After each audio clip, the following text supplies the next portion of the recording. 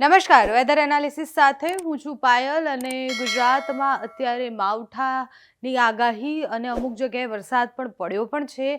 સુરત અને દક્ષિણ ગુજરાતના જેટલા વિસ્તારો છે, દરિયાકાંઠાના વિસ્તારો છે, ત્યાં સામાન્ય વરસાદની સંભાવના છે.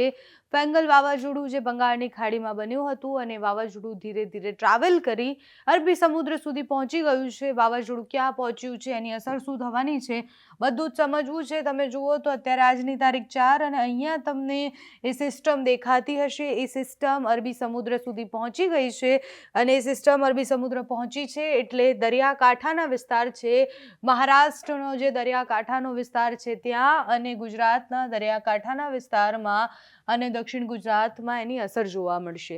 ભેજવાળા પવનો, ક્યાંય પણ સિસ્ટમ બને છે તો ભેજવાળા પવનો ટ્રાવેલ કરતા હોય છે અને ભેજવાળા પવનો અને ભેજવાળા વાદળોને કારણે માવઠાની સંભાવનાઓ હોય છે.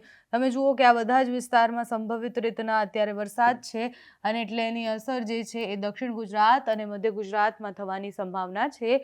સામાન્ય મધ્યમ વરસાદ પડવાનો છે 4, 5 અને 6 તારીખે વલસાડ અને આ બાજુ જે બોર્ડરના વિસ્તાર છે એટલે મહારાષ્ટ્ર બોર્ડરના નજીકના જેટલા પણ વિસ્તારો છે ત્યાં વરસાદ પડવાનો છે. આ બાજુ મધ્યપ્રદેશની બોર્ડરનો જે વિસ્તાર છે એટલે ઉત્તર ગુજરાતના એવા એટલા ગામો કે જે મધ્યપ્રદેશની બોર્ડર પર આવેલા છે એ બધી જ જગ્યાએ વરસાદની સંભાવના છે. 6 તારીખ સુધી સામાન્ય વરસાદ અમુક જગ્યાએ છૂટો છવાયો પડી શકે છે, બાકી વરસાદની આગાહી નથી. જે વાવાઝોડું હતું એ અરબી સમુદ્રમાં પહોંચ્યું, એ સિસ્ટમ કેવી મજબૂત હતી અને એના કારણે જે કહેવાય કે વરસાદ જોવા મળ્યો, પણ એ સિસ્ટમને અહીંયા તેજી ન મળી.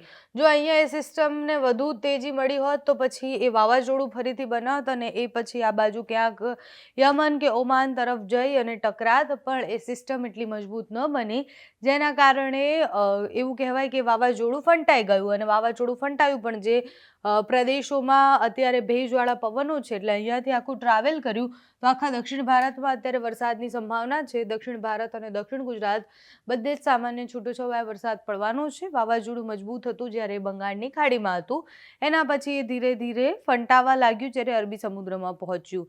અહીંયા પણ તો તમે જુઓ કે અહીંયા પણ બહુ જ બધી ગતિવિધિ થઈ રહી છે એટલે અહીંયા જે ભેજવાળા પવનો અને જે ભેજવાળા વાદળો છે એ ક્યાંક ફરીથી ચોમાસા જેવી સ્થિતિ લાવી શકે છે કારણ કે ખૂબ મજબૂત દેખાઈ રહ્યા છે.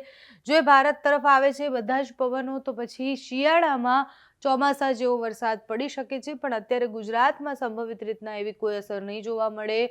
ઉપર તમે જુઓ કે લદ્દાખ અને એ બાજુ ખૂબ વધારે જે વેસ્ટર્ન ડિસ્ટર્બન્સ પસાર થતા હોય છે તો ત્યાં હિમવર્ષા અત્યારે થઈ રહી છે. આ તમને જે દેખાય છે આ હિમવર્ષા છે. લેહમાં અને ઉપરના જેટલા પણ ભાગ છે ત્યાં બધી જગ્યાએ અત્યારે હિમવર્ષા થઈ રહી છે જેના કારણે ઠંડીમાં પણ વધારો થઈ શકે છે. એટલે ગુજરાતમાં ઠંડીમાં પણ વધારો થવાની સંભાવના છે. સાયક્લોનની ઇન્ફોર્મેશન એકવાર જોઈ લઈએ, હવામાન વિભાગ શું કહે છે. તો હા, હવે ક્યાંય પણ સાયક્લોન નથી. આપણે જે વાત કરતા હતા અરબી સમુદ્ર હોય કે બંગાળની ખાડીમાં હોય એ સિસ્ટમ છે પણ એ સાયક્લોન નથી. સાયક્લોન બનતા પહેલાં એ લો પ્રેશરથી વેલમાર્ક લો પ્રેશર બને, વેલમાર્ક લો પ્રેશરથી ડિપ્રેશન, પછી ડીપ ડિપ્રેશન ને પછી સાયક્લોનિક સ્ટોર્મ બનતો હોય છે.